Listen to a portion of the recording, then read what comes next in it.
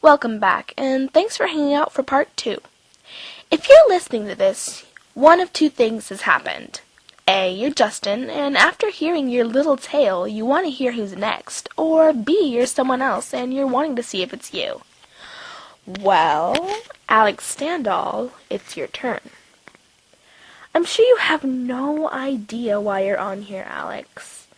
You probably think you did a good thing, right? You voted me best ass in freshman class. How could anyone be angry at that? Listen.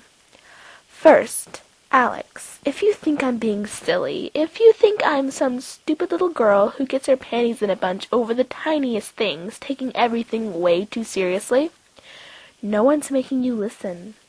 Sure, I am pressuring you with that second set of tapes, but who cares if people around town know what you think of my ass, right?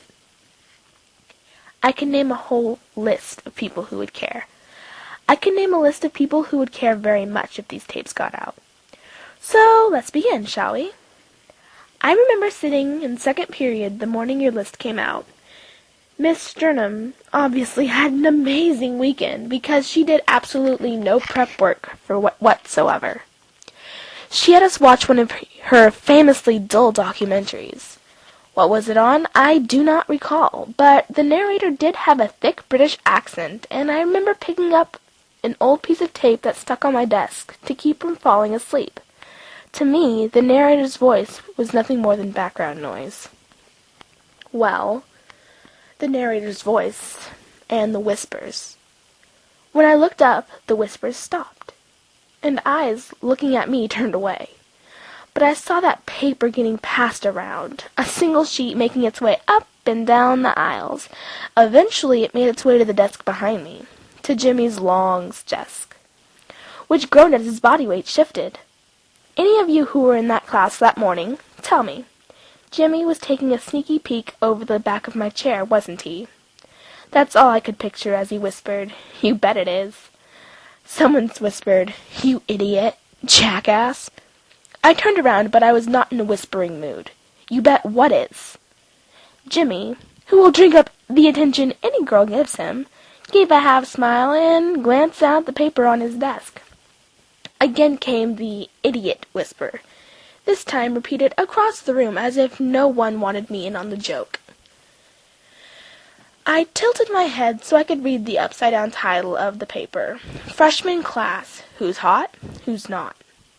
Jimmy's desk groaned again, and he sat back, and I knew Miss Sternum was coming. But I had to find my name. I didn't care why I was on the list. At the time, I don't think I even cared which side of the list I was on. There's just something about having everyone agree on something about you that opens a cage of butterflies in your stomach. And as Miss Sternum walked up the class aisle, ready to grab the list before I found my name, the butterflies went berserk. Where is my name? Where? Got it. Miss Sternum snatched the list away, and I turned back to the front of the room. After a few minutes, gaining the nerve to look, I snuck a peek on the other side of the room. As expected, Jessica Davis looked pissed. Why? Because right next to my name, but in the other column, was hers. Her pencil tapped against her notebook at Morse code speed, and her face was burning red. My only thought? Thank God I don't know Morse code. Truth is, Jessica Davis is so much prettier than I am. Write up a list on every single body part. You'll have a row of check marks the whole way down for each time her body beats mine. Everyone knows worst ass in freshman class was a lie. You can't even consider it stretching the truth. But I'm sure no one cared why Jessica ended up on that other side of your list, Alex. Well, no one except you. And me. And Jessica. She makes 3. Maybe some people think you were right in choosing me. I don't think so. But let me put it this way. I don't think my ass, as you call it, was the deciding factor. I think the deciding factor was revenge. But this tape is not about your motivation, Alex. Though that is coming up. This tape is about how people change when they see your name on a stupid list. This tape is about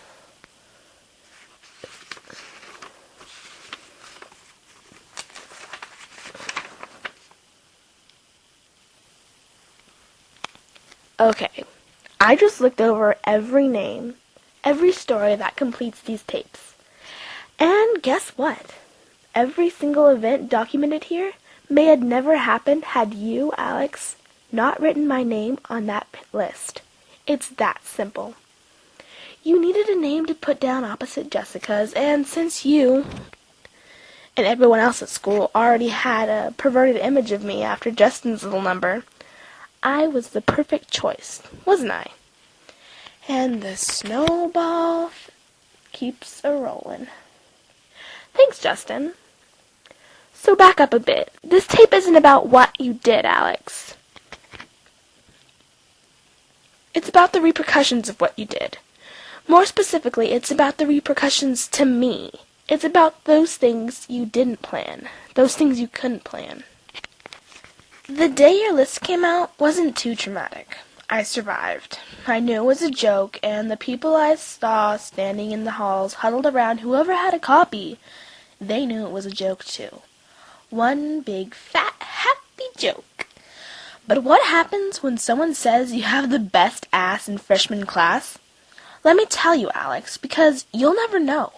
It gives people, some people, the go-ahead to treat you around like you're nothing but that specific body part. Need an example? Fine. B3 on your maps. Blue Spot Liquor. I have no idea why it's called that, but it's only a block or so away from my first house.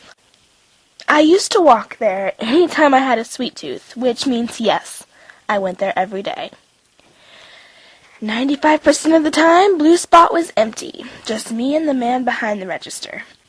I don't think a lot of people know it's even there, because it's tiny and squished between two other stores, both of which had been closed since the day I moved here. From the sidewalk, Blue Spot looks like a poster board for cigarette and alcohol ads, and inside, well, it looks exactly the same. Hanging over the front of the counter, a wire block holds all the best candies. Well, they're my favorites anyways.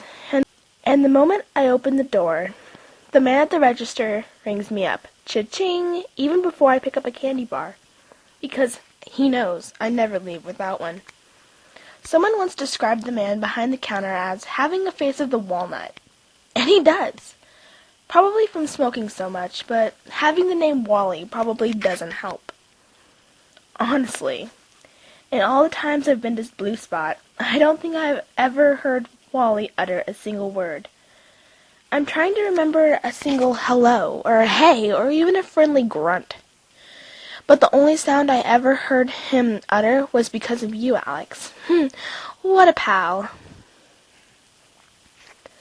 That day, as usual, a bell jingled over the door as I walked in. Cha-ching went the register. I picked out a candy bar from the rack on the counter, but I can't tell you which one because I don't remember. If I wanted to, I could tell you the name of the person who walked inside while I searched my backpack for money. I do remember, but he was just one of the many jerks I've run into over the years. I don't know. Maybe I should expose all of them, but as far as your story goes, Alex, and his action, his horrible, disgusting action was just the after effect of yours. Plus, he's got a whole tape to himself.